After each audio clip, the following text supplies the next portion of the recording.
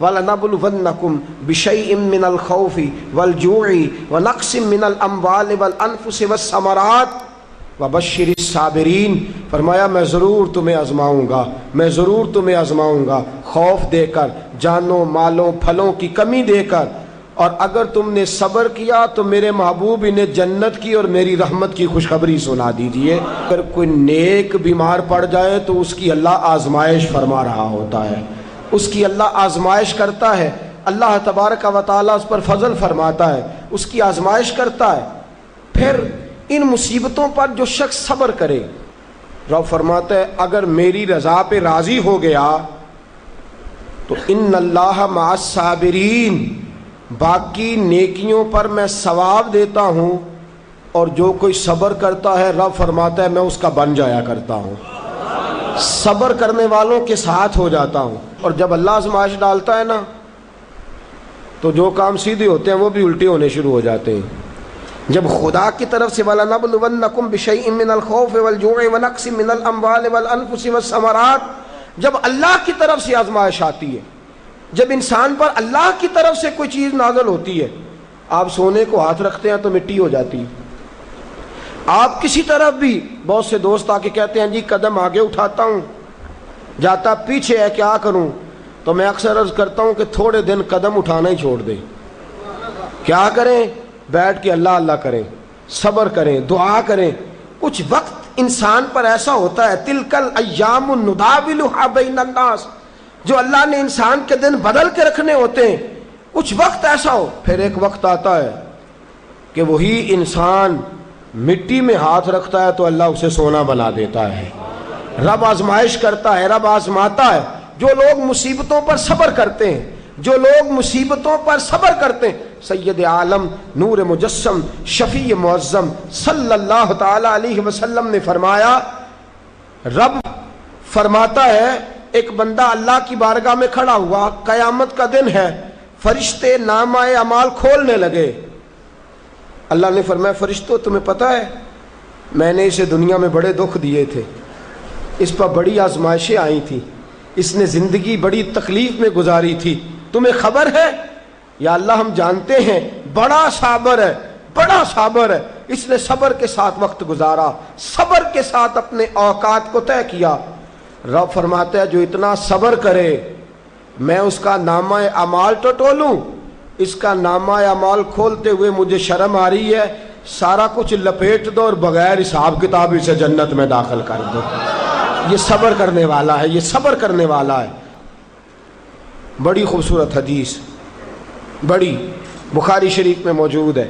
بخاری شریف کی یہ حدیث ایسی ہے جسے میں جب بھی پڑھتا ہوں میں چوم لیتا ہوں۔ حدیث کیا ہے؟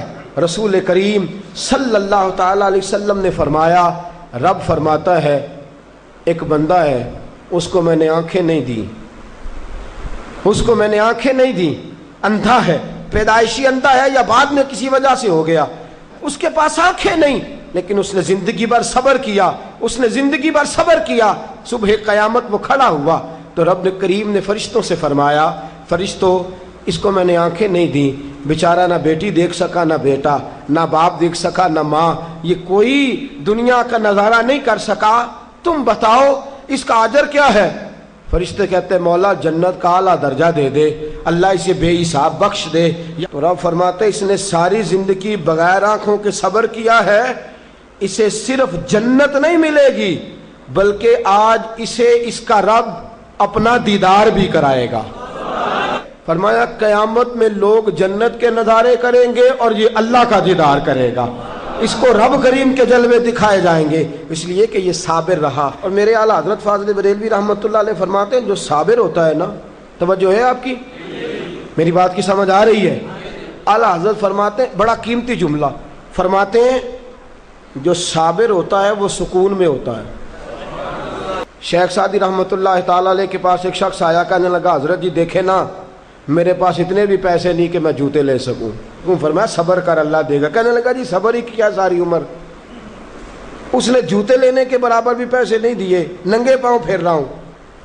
شیخ سعدی رحمۃ اللہ تعالیٰ علیہ نے اس کا بازو تھاما، ایک گھر میں لے گئے، دروازے پہ دستک دی، گھر کا مالک باہر آیا، اس نے دونوں طرف بیساکھیاں پکڑی ہوئی ہیں، ٹانگیں تو ہیں پر پیر ہی کوئی نہیں۔ فرمانے لگے بتا یہ اچھا ہے کہ تو؟ کہنے لگا جی میں آپ سے بھی معافی مانگتا ہوں، اپنے رب سے بھی معافی مانگتا ہوں۔ نبی پاک صلی اللہ تعالی علیہ وسلم نے فرمایا خدا اگر تجھے مصیبت دیتا ہے نا،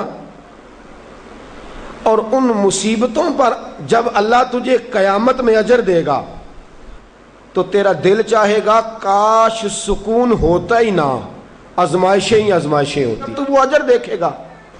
وہ کسی دانشور نے کہا تھا کہ میرا باپ انتقال کر گیا، 6 مہینے گزرے تو میرا 18 سال کا بیٹا بھی انتقال کر گیا۔